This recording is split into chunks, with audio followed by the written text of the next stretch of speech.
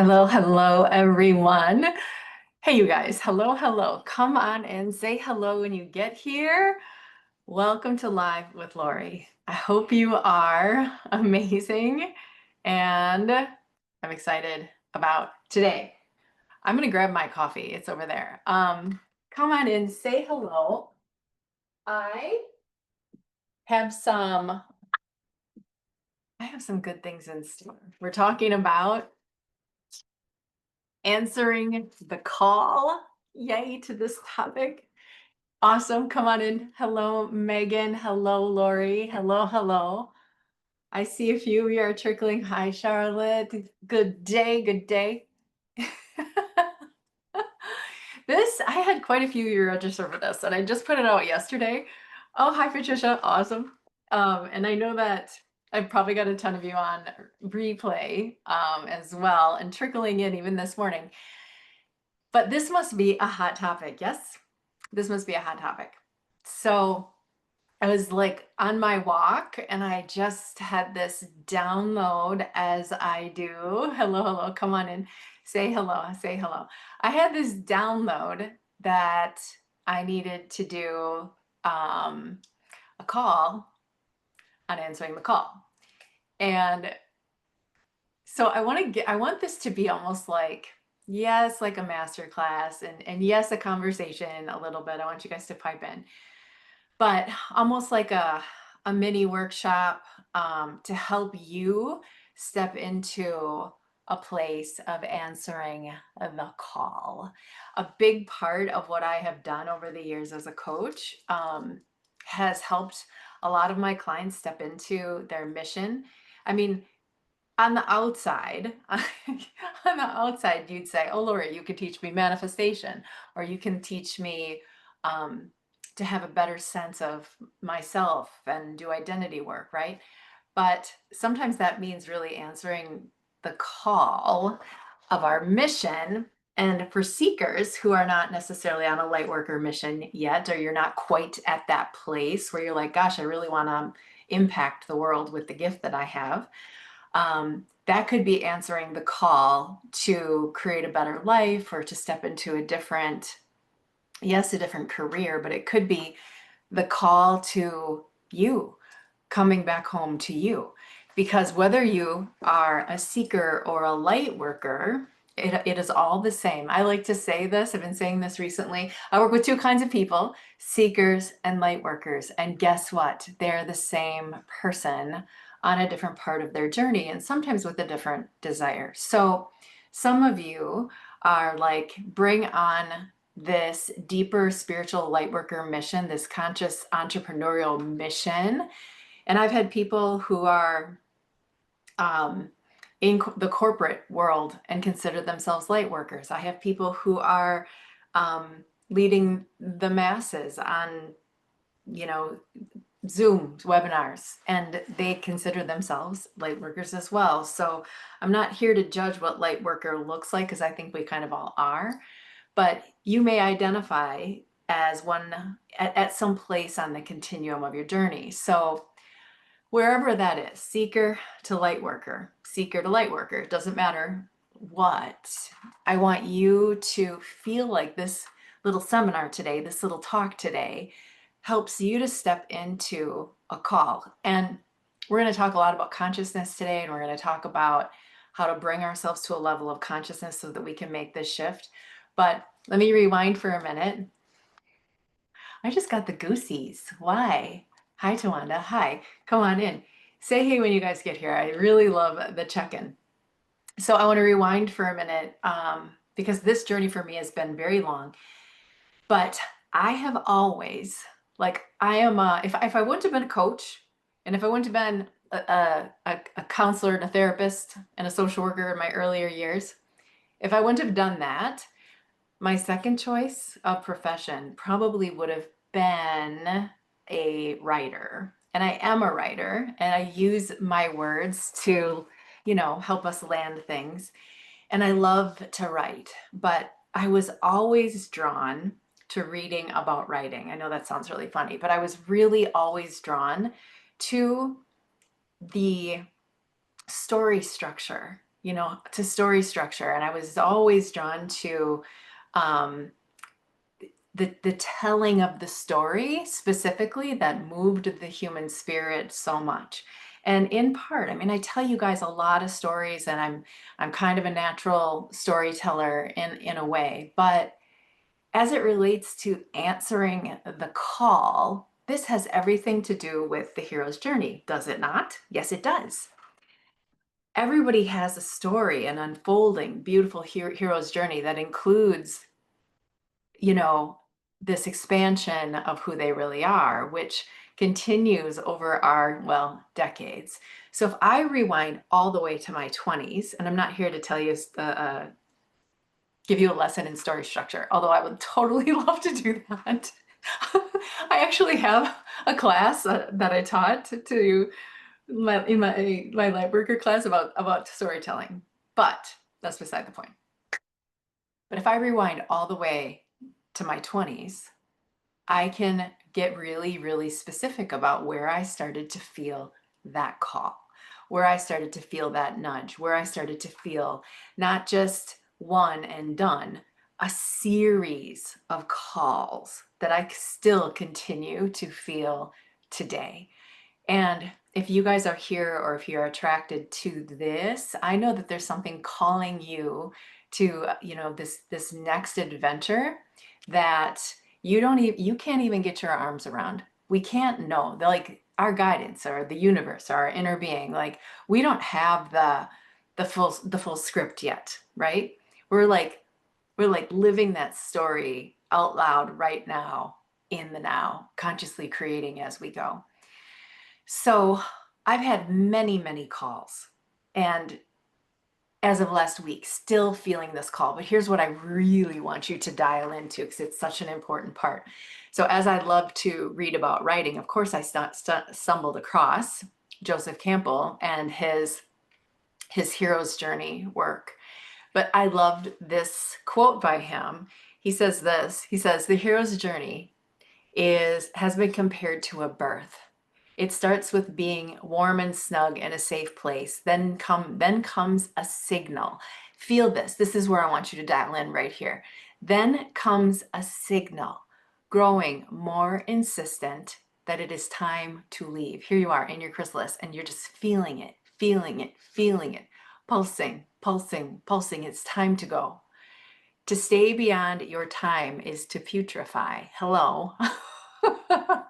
And so that caterpillar's breaking down. Without the blood and tearing and pain, there is no new life.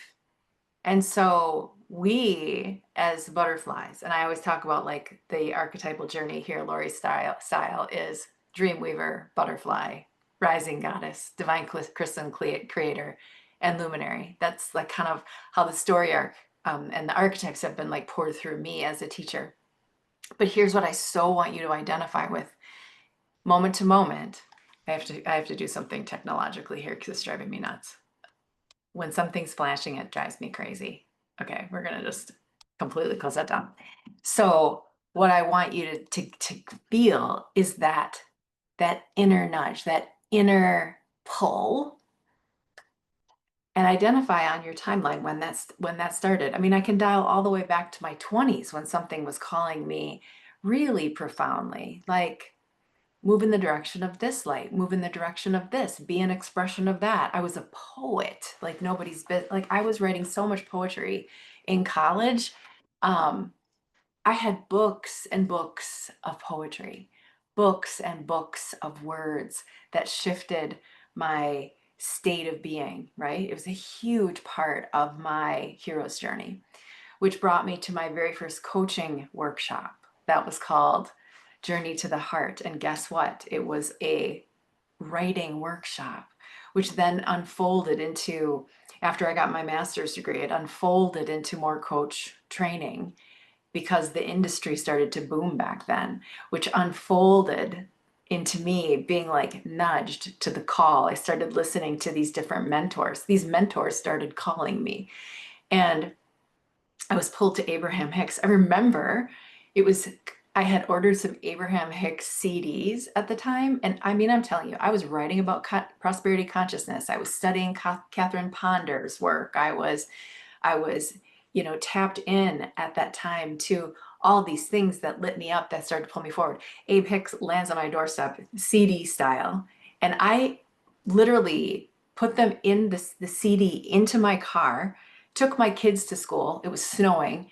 And I remember driving through the intersection, my heart was like pounding because I had not had much exposure to channeling at the time.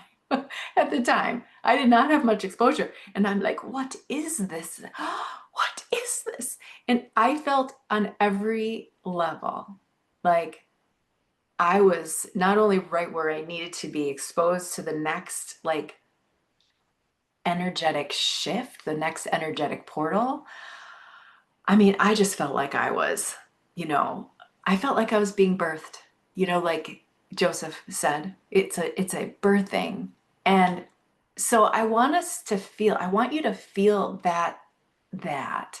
And I mean, that's some pretty intense, like, but I was answering all these mini calls along the way, following all the breadcrumbs one step at a time. And the journey has been an unfolding since there. But I want to address the humanity in it because 100% I have not answered every call. 100% I have not answered every call. I have done backflips to keep myself safe. I want to highlight those for you today. This is me really sharing my journey with you because I'm a big believer in this work. I'm a big believer. My business as a coach and as someone who studies conscious creation like all the time, my business is a personal development journey in a can. I say that with complete openness. Like I am happy to say there have been ups and there have been ups and downs and ebbs and flows and becomings that I couldn't have anticipated. But I answered the call and then I didn't. And then I answered the call and then I didn't. It's like answering the call appears to have a toggle switch, and I'm the one in control of that. So, so I want to give you some inspiration today because I want you to get conscious enough. And like I said, I'm going to talk to you about that in a minute. I want you to get conscious enough so that you can answer the call. It's deeply intuitive. It's deeply emotional. It springs like a well, from within you that it's like it wakes you up at night in the middle of the night. You've got your guidance knocking on your door, shooting you 1111s. You've got, different people showing up in your life saying, answer the call, answer the call, answer the call. You were meant for more. Answer the call, right? Um, and I'm really dialed into this language that I've been using recently, just like under the roof of Lori, but this notion that your light is really your legacy. But your light is not just your legacy. It's not just what you're meant to do in the world. It's how you're meant to vibrate. It's how you're meant to manifest. You manifest through the divine crystalline light that you are, right? We talk a lot about lighting up your magnetic center, and um, this is not a different message. It's what's the word? Um, this, it's a woven message. Like we're going to bring that philosophy to this today in the most like gentlest of ways. So raise your hand. Say hey if you guys are here. Hello, hello. Hi. Awesome. Yeah, okay, I got to move this over. Same here, same here. Yes. Okay. So raise your hand if you feel the call, but you can't move. If you're feeling like that. And or raise your hand. Let me hear you. If you felt the call, answered it, felt the call, didn't answer it, felt the call, answered it, felt the call, didn't answer it. Like all of this stuff. I have been there. I have been there. Like this doesn't get better. 30 almost years in the industry. I started in 97. 30 almost years in the industry. And I'm going to tell you, this hero's journey that you are on as a creator and a manifester is a consistent decision to answer the call. So I want to, yes, yes, exactly. Right, Charlotte, right, Tawanda, awesome. Yep. So yeah, we're not okay. We're not alone here. We're not alone here. We are together in this. And if we want to consistently answer the call of our soul's mission and our soul's desire pulling forth, we've got to get some clarity on deck here. So I want us to first I want us to really understand what happens. And I say this with all the love in the world, and I say this with all the love for myself. But when we have this call and it's so like awakening for us, we feel that pull that we cannot deny, right? Or the universe starts lining up the things, and you are like, I know I need to go. I need to move forward, but I'm so afraid and I need to keep myself safe. The unanswered call, the unanswered call does two things: it reroutes you and it delays your timeline. And I'm going to be the first one to say, not that there's anything wrong with that. Okay. I just want to call it as it is. The more that we do not answer the inner call, that tug, the more that we shut that off, the more that we get rerouted and the more that we delay our timeline. So I have had so many experiences of this. I have had so many experiences of this. People have been asking me to do different work with them or to set up certain programming, and I would feel the call of it and in the need to keep myself safe. And we're going to talk about these safety levers. I would not answer because it was safer to not. It was simply safer to not. So raise your hand. Raise your hand if you want to create the consciousness today, because it is a choice. It really is. But I want you to create some awareness today. Yes. I want you to create some awareness today. And I want to get detailed about this. I know a lot of you are been around me a long time. So we're going to get detailed about this conscious awareness piece because it's so important. Hi, Kara. Hello, hello. It's so important. Yes, to all of this, you guys.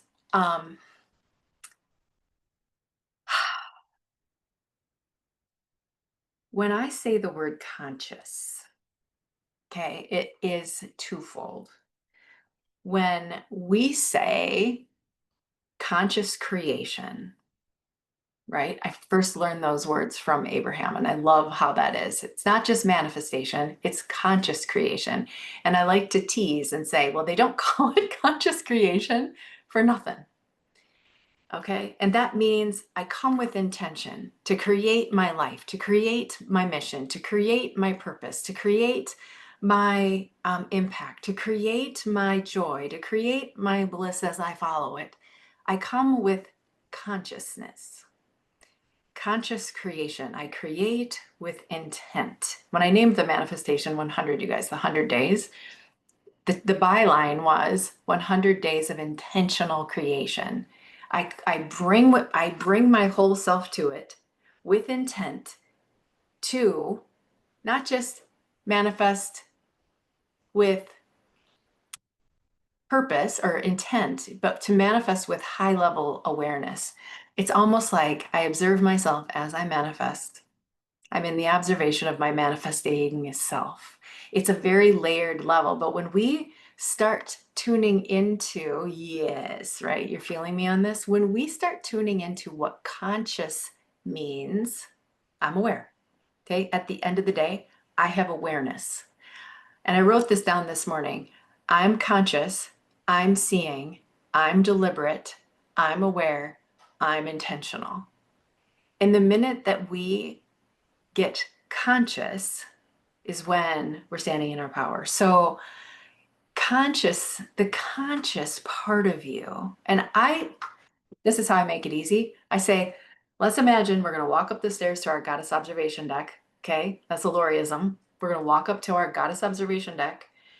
And we're going to look at ourselves living our life right now as we answer the call of our work. So I have asked you, I teach this in the Goddess program about getting up on the observation deck because it's where your power lies. So I want you to imagine right now choosing consciousness. And as you choose to be conscious, guess what happens? You activate your highest conscious self. So consciousness is not just I do it mindfully or I do it with awareness. It's like you are a consciousness. And so it's like I unite with that broader overseeing me, overseeing my humanity life right now. So quite simply, it's the observation of self, but I have to tell you, the awareness is such key. That's why they say, whoever said it, I don't know, somebody said it. I say it. I don't know who, I don't know where it came from, but it starts with your awareness. Your change starts with your awareness. Okay. So in your intention to be conscious and aware, you become a vibrational match to the consciousness that you are. So I just want to like hold space for that right now because it's easy to get in the thick of it, of life, and all of a sudden you're just like caught in the web of noise. And there are reasons. Here are a few blocks, and I want to share these with you. Here are a few blocks that I've seen. Let me just check this really quick. Okay, here are a few blocks that I've seen as someone who's like, I've worked with so many wonderful humans. We are wonderful and delightful in our humanity, but we do a few things. And these are just some of the things that kind of came top of mind for me in the last day since I put this out there to you guys to talk about this, to have this little conversation and this little talk today. But over the years, I'm going to tell you, we are so wrapped up in staying safe. We would choose staying safe. If we're not conscious, we choose staying safe to answering the call. And he's all the time, all the time.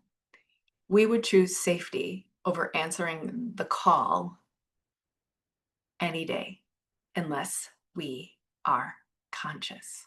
And that means get on your observation deck and say, I choose with awareness to see the things I need to see so I can shift the things that I need to shift, so I can create the reality consciously that I want to create, and so that I can step into the mission that I am meant to step into. And as a mission-driven entrepreneur, if I'm not in my consciousness and I'm not creating my business, my life, my reality, I'm not getting on the observation deck, I can get buried too. I'm a fairly awake person, right? So, but I still have ego. There's a lot of people in the industry that will say, I am like so awake and I don't have, this ego pulling me down and da, da, da, da, da, da. And I don't know that I completely buy the experience of that. I'm like, if you're aging, you're still tapped into conscious. If you are a guru and you're aging, you still have an ego. One of my clients and I tease around. I'm like this. Hey, you guys, Wayne Dyer was aging. Joe Dispenza's aging. Esther Hicks is aging. Like we are human beings and spiritual. We toggle and we have the and. Like if I ever shared with you anything, it would be the whole both parts of you. Okay. So let's get on the deck. So like here's some ways. Who in this room has ever used indecision as a safety lever? I can't decide what I want. I can't decide. I don't know. I don't even know what I want. Raising your hands. Yes. Yes. Thanks, Tawana. Who else in this room has used a indecision? It sounds a couple different ways, but I'm just going to gently say this to you. This is good stuff. like to be able to see the ways that we sabotage ourselves in this answering of the call is absolutely gold. If you don't think that unearthing the low-hanging fruit that's holding you back, it's a whole nother thing to do a deep dive into the generational trauma, for example, that might be holding you back. But when we don't do the work to even look at some of the low-hanging things that are sabotaging, we're missing out on so much growth every single time. Good for you guys. Charlotte, I don't know how to do it. Yes. Stacy, I don't know how to do it. That's right. Yep. I have some of that too. I have some of that too. And so I don't know how. The I'm not ready virus is a big one that I see. I'm not ready. I'm not ready. I'm not ready. I'm not ready. And it's like, I learned this from Dr. Seuss. They've got the waiting game book, whenever that came out, I was like, is this not genius? You know? Patricia, same here. I don't know how to do it. Oof, right? And there is something about being delivered the how and learning how to do it. But the obvious low-hanging fruit is I'm going to sit and I don't know how to do it, but am I using that indecision as a safety lever, as a comfort zone? And that's where it gets sticky. Because most of the time, we don't want to admit that. We just want to stay in the inaction of not knowing how. And what that is, oopsie, bigger picture, we get victimized by life. And when we get victimized by life, what's the escape room, Charlotte, right? Good. That's a good metaphor. Exactly. So we feel, I can just get away from this. I'm just going to turn this off. I'm going to sit here. But then in turn, I feel like this isn't my responsibility, or this isn't I'm feeling victimized by life. It's too overwhelming. You guys, I mean, like there's like as a person who's in business online these days, there's a lot I don't know how to do. There is, and I'm good at it. And there is still a lot that I don't know how to do. However, there's a lot I do know how to do, and there's a lot that I can learn, and everything is figure outable. So there's this shift in here that needs to be made by all of us. Because what happens is I don't know how, the I'm not ready, I'm victimized by the world, I have to escape. That is all a really clever safety switch that our beautiful egos get to use to not move forward, to not answer the call. So here we're like, I've got this inner call, I've got this inner call, I've got this inner call. You're like, I'm too scared, I can't do it. Safety lever, don't know how, not ready. Life is happening to me, there's no way I can figure it out, etc., etc. Sometimes we have these thoughts that are absolutely so not true. And I will tell you, the way it seems is not the way it is. The way it seems is not the way it is. So answering the call and shining your light in a really big way has nothing to do with anything how. Has nothing to do with the how, because all of a sudden shining our light this is really like, and trust me when I get this, it becomes about technology. It becomes about who went viral. It becomes about like, I can't figure out the technology on my phone. It becomes about like, name 1,000 other things. Name 1,000 other things. So, and when we're there, think about what I taught you guys in the cusp challenge, right? The conscious creation, unwavering worthiness, synchronicity, and prosperity consciousness. Is that a vibrational match to scarcity? We're in the P. We're in the P of cusp, the cusp equation. Is that a vibrational match to scarcity, or is that a vibrational match to prosperity? And we know the answer. You're on the goddess observation deck. You know the answer. You're like, oh my God, I don't know how is a vibrational match to scarcity consciousness.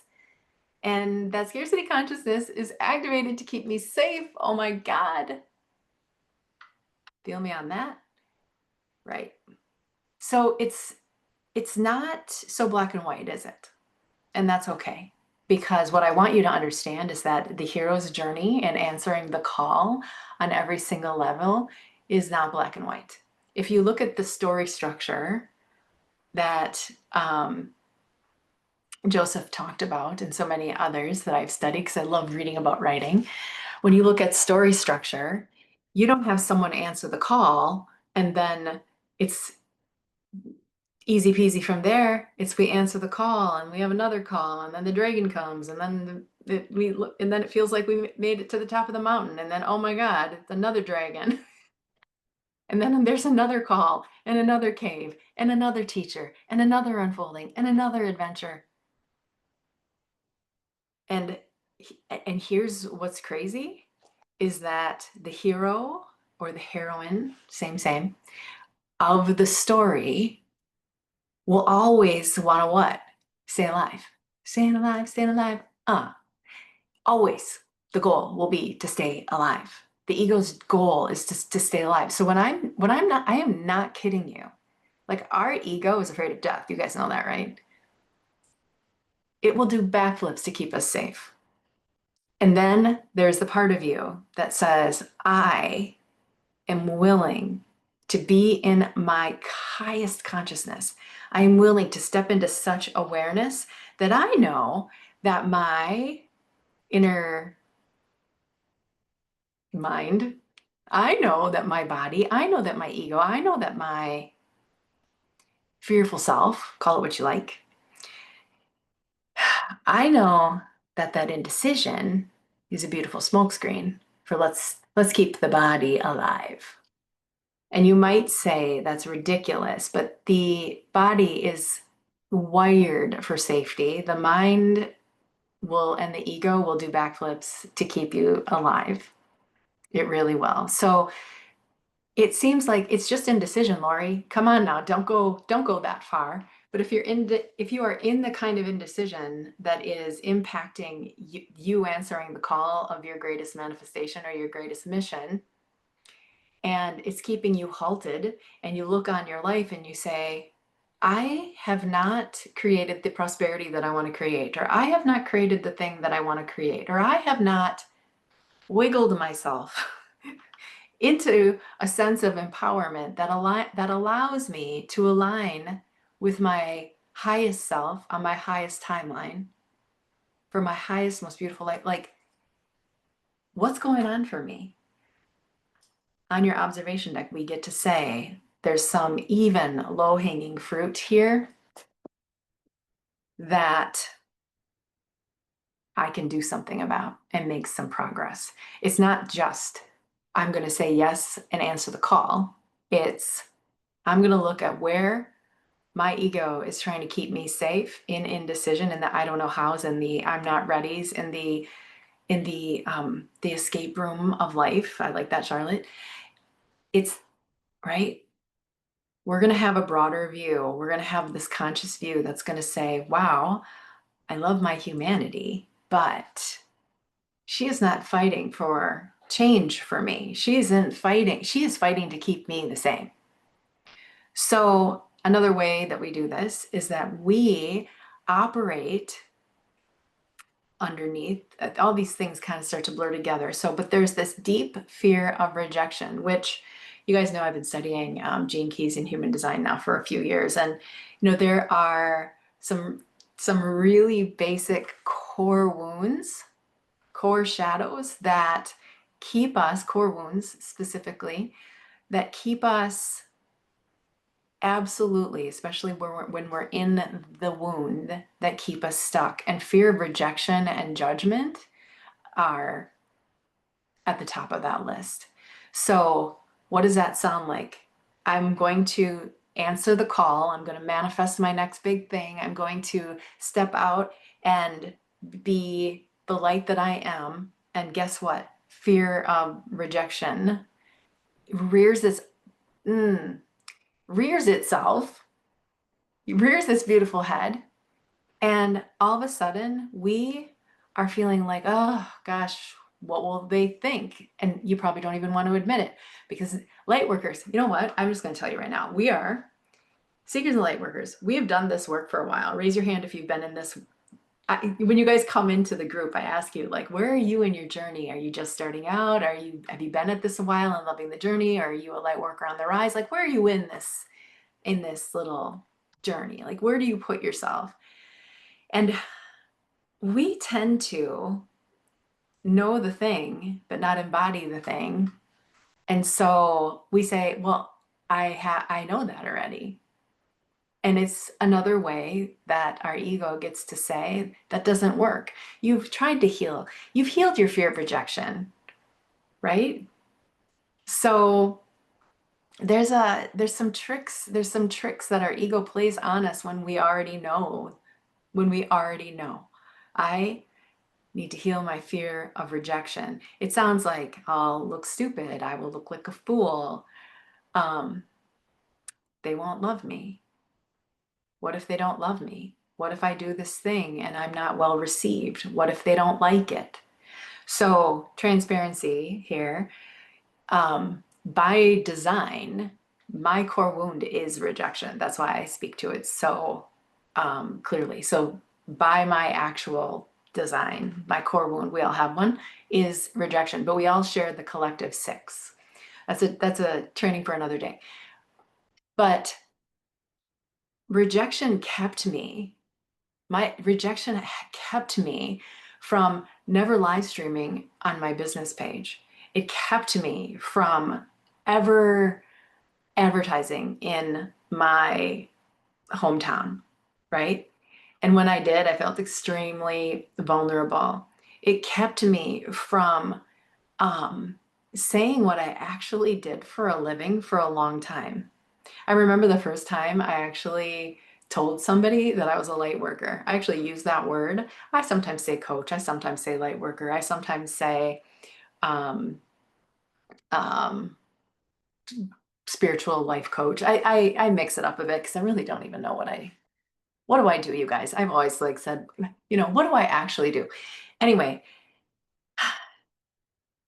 but it's really easy for me like to couch my gift or to couch my light so that I don't get the judgment that I think I might receive.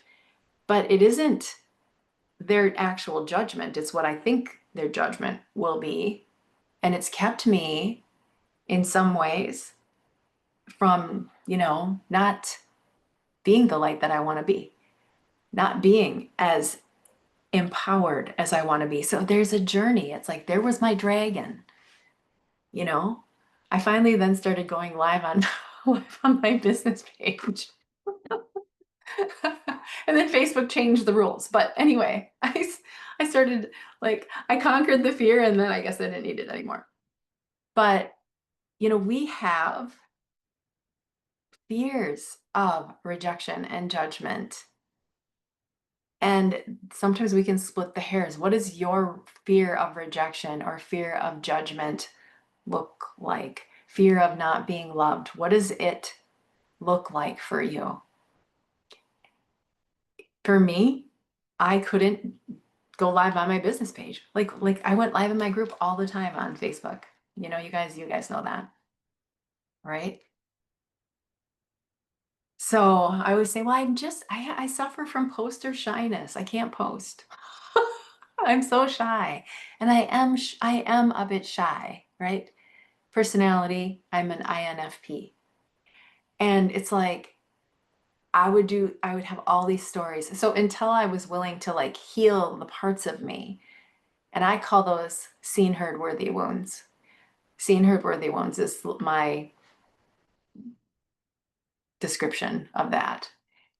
Until I'm willing to, on an ongoing basis, get on my observation deck and heal my seen, heard, worthy wounds. If I'm not willing to do that, this is going to keep me from answering the call.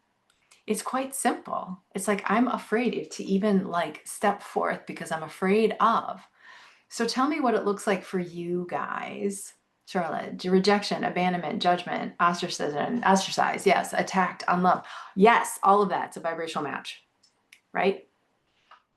What does it look like though? Here's what I want you to really get clear on. What's it look like for me? How is it expressed?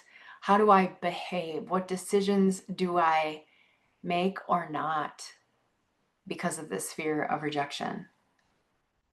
So we're taking it a little deeper here. We move from I don't know how and I'm not ready to I won't be loved if. Patricia, I keep quiet. Right. I call that flying under the radar. Charlotte, I stay small. Right. Stacy, I get angry. Oh, yeah. Yep. Yep.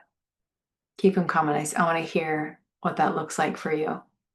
And doesn't it feel just like and I know you want to, I know you want to answer this call because your soul, your higher self, it's like you can feel yourself pulled. And then all of a sudden, I'm quiet, I'm small, I'm angry, and suddenly a vibrational match to powerlessness. I'm suddenly a vibrational match to this part of me that feels like I'm in scarcity and not enoughness.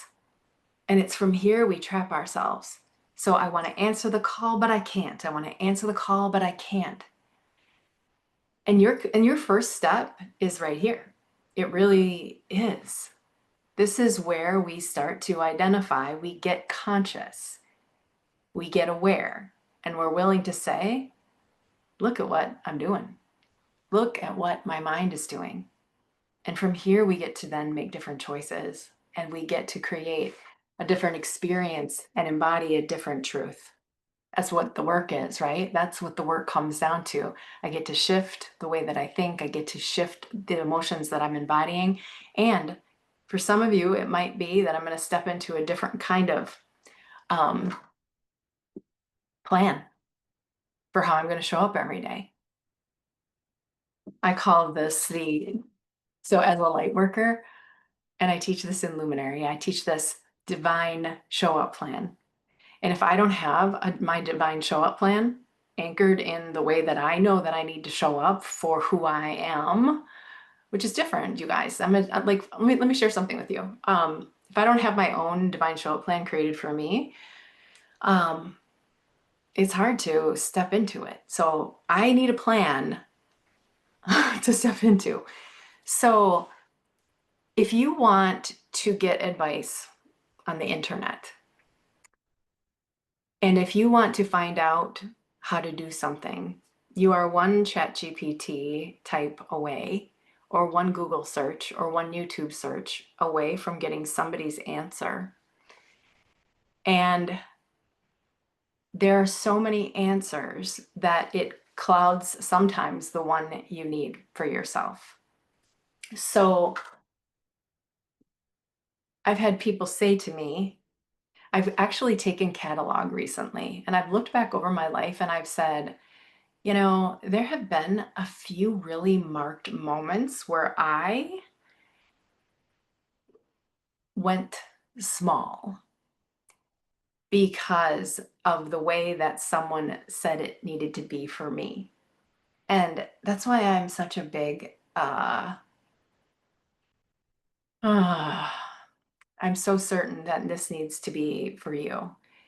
But they'll tell you, light workers, if you want to be seen in the world, you have to post every single day of your life, you know?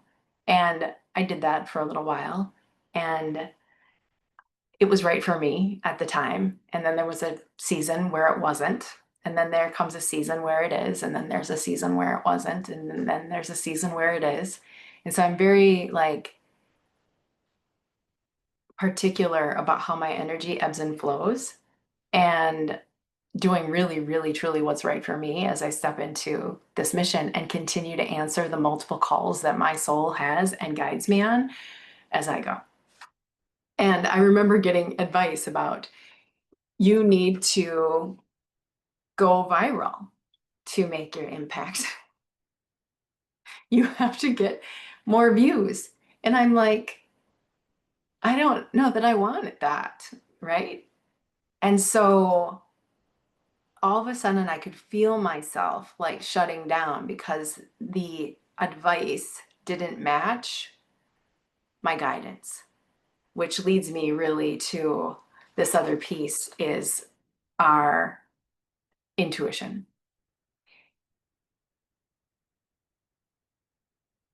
Yeah, the people that say this is the way and you're not doing are a red flag and why they're not a match. Aw, Charlotte, I appreciate you continuing to grow with me. Thanks. But I'm convicted. I feel so convicted about it. I've been in places in this journey as a light worker and in my business that, and it as a manifester, where if I'm not listening to myself, if I'm not developing my intuition, if I'm not, and we have to do the work to like create our alignment. You know what I mean? That's kind of standard. Standing on our observation deck, being in deep awareness. But like what is right for you is not necessarily what's right for me. There is more than one way. So I tend to be more relationship driven versus viral driven. And that feels really right for me. But for some of you, and I have clients actually who have a lot of virality, so to speak, and they're making huge impact on virally, but it was still an energetic game.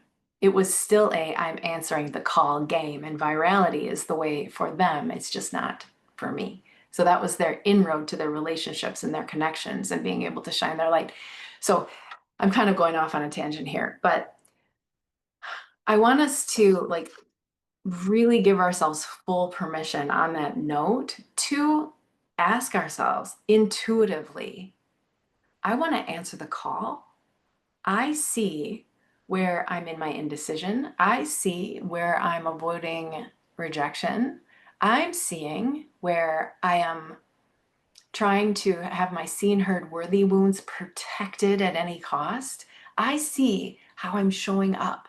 This awareness and this consciousness right now in this moment, you guys, starts to create more magnetism right now. Like where we are right now as a group right now is we're starting to release all that we're not, just in the awareness and that magnetic center of yours, because we stand on the cusp. Conscious creation, unwavering worthiness, synchronicity, and prosperity consciousness is starting to wiggle around a bit. Who in this room feels this? Because all of a sudden, when you start removing all that you're not, your magnetic center starts to jostle a bit more. And we're just getting started, which is freaking awesome, right?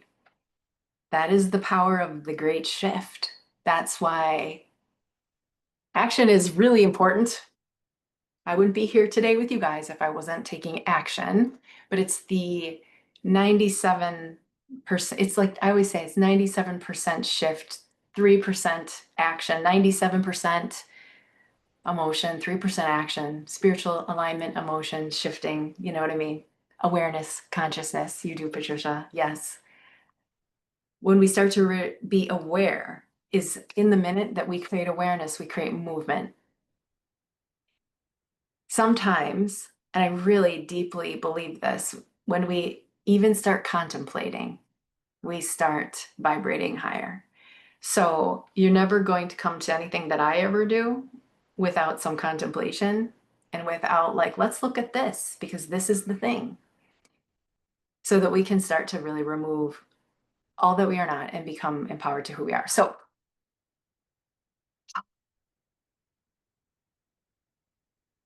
let's take a moment. Let's take a moment. Okay, I'll come back to that. I think I missed a beat. I missed your comment, Charlotte, but okay, so you're saying this week I switched lanes. I've been stuck creating new design for a while. So I shifted to creating with a different medium and it connected me to my flow and going on with inspiration. Awesome. Awesome, awesome, awesome. There's an intuitive journey there that is like you're answering the call in the midst of it. So I lost my glasses. Okay. Okay.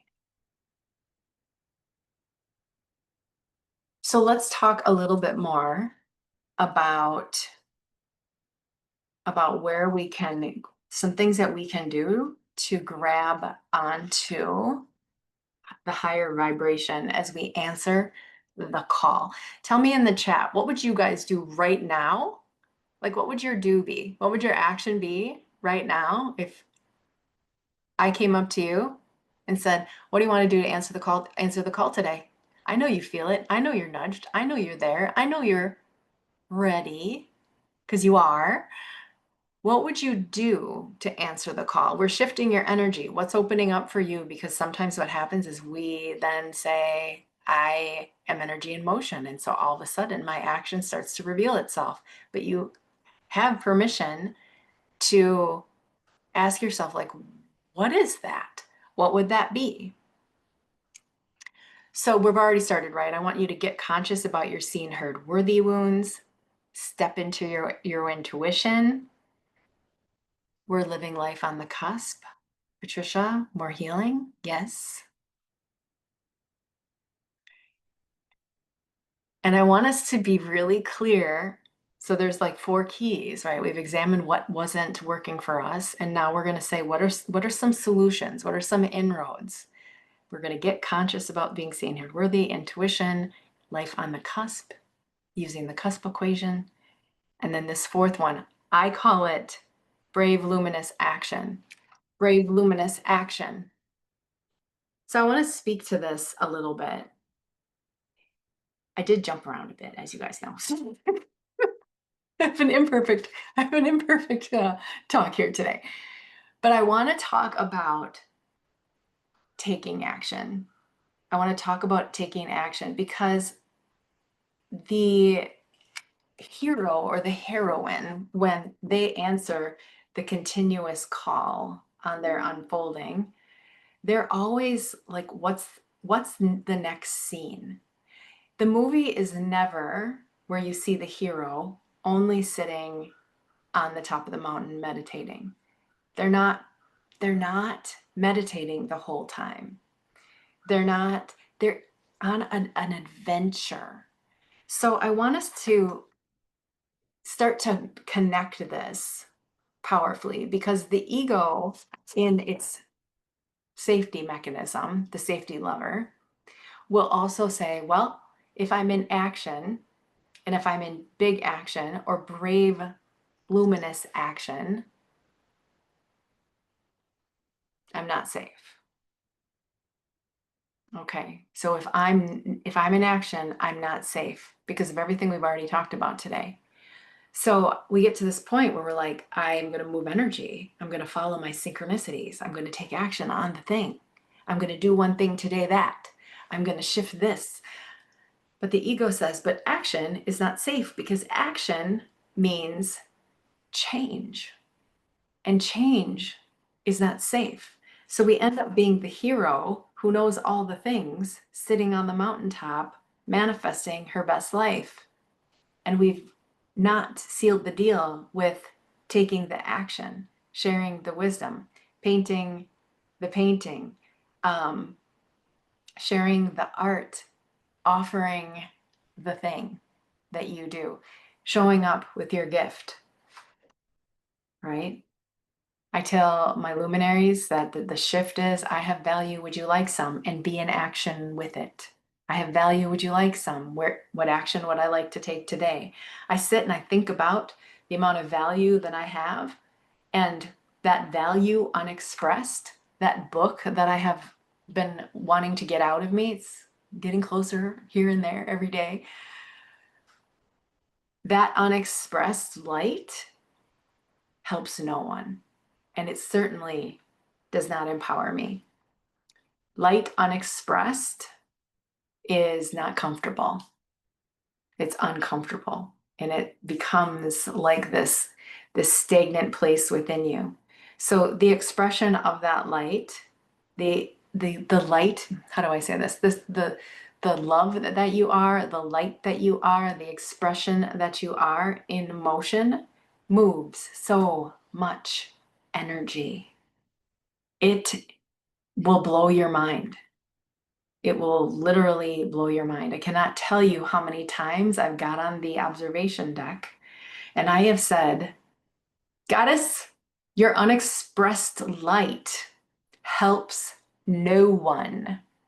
What do you want to create today? It's goal time.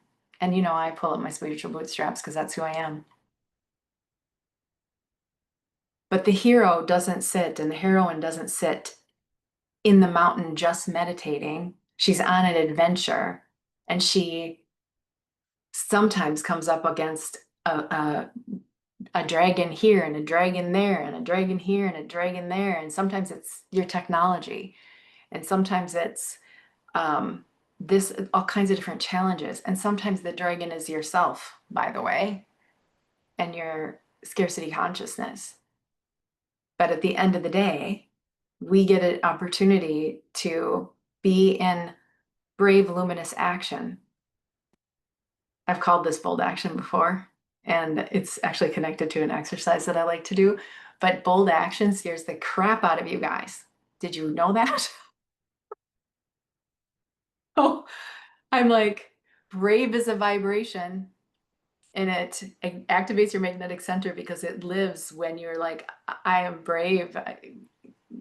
I step into my unwavering worthiness and choose to be brave. That's in the name of self-love and appreciation, right? That lives under worthiness.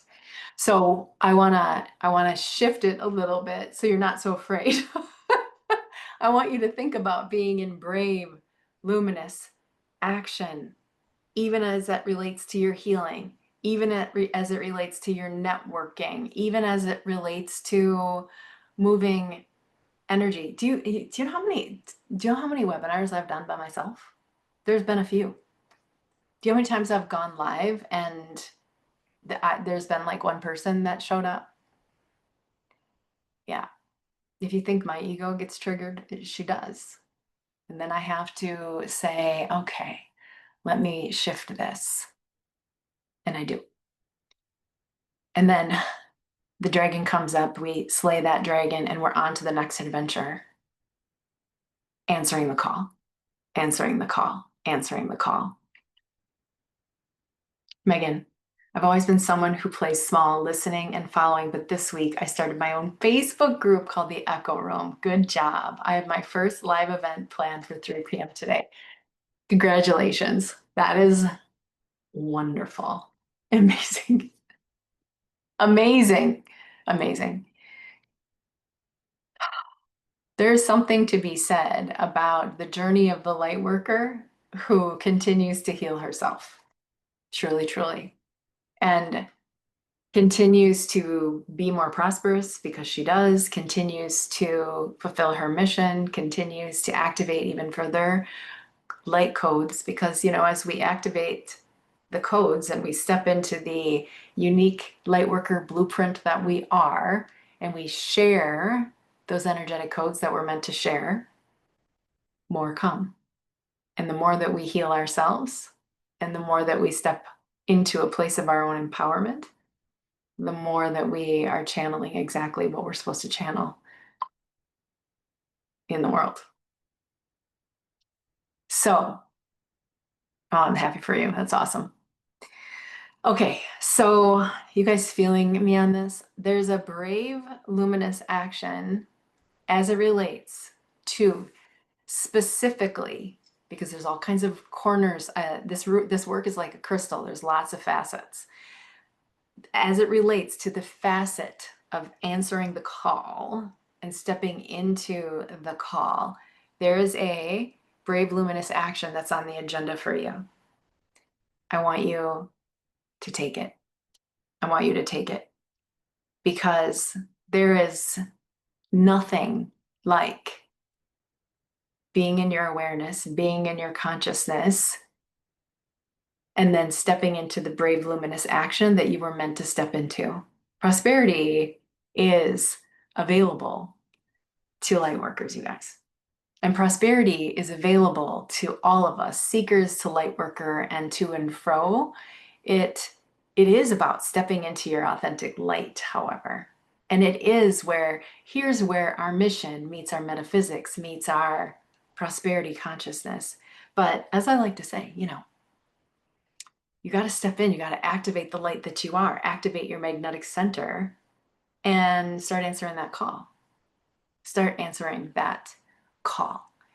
And if the things that are holding you back, such as I don't know how or the I'm not ready's, well, how about we say, how can I get ready? And what is it that I think I don't know that I can learn? And what do I think I need to heal that needs healing so that I can step into my most empowered self, create my most empowered life, create the change that I want to create on the other side? We've got to flip those questions around, because the minute that we do, a whole different possibility, opens up.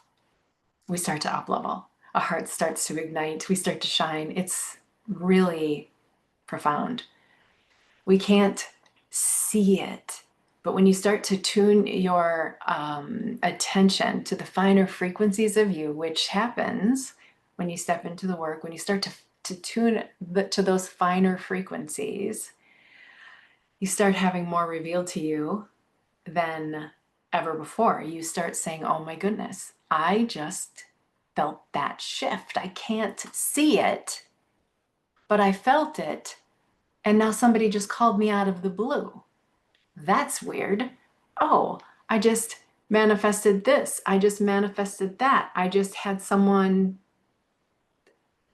name the synchronistic unfolding.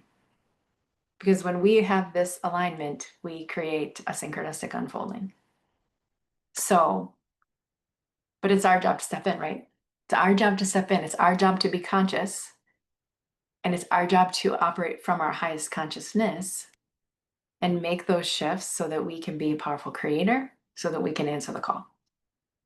So you're welcome, Stacy. You're welcome, Charlotte. You're welcome, Megan. Awesome. You're welcome, Tawanda. Awesome. Megan, go rock it out today. Charlotte, you too. Patricia, I think you're on a mission too. Rock it out today. Tawanda, I think you might have said you're on a mission. Rock it out today. All right. If you guys want to go deeper in this work, if you want to step into the luminary work, please say yes in the chat. I would love to connect with you and share with you about what's possible with that program, and where we can go from here. So I love and adore you guys. So yes in the chat. If you're watching me on replay, I'm sure I will have a spot down below for you also to say yes. I will reach out. Just give me a hand raise with a yes, yes, and I will be in touch. I'd love to share with you about what's possible in the luminary work. So until then, gorgeous humans, gorgeous lights, I will see you next time. I will be in touch, and I'll have this replay up very shortly. Awesome. Yes, you got it, Patricia. Okay. I'll be in touch. All right. I will see you guys very soon. I love you beyond measure. Bye for now.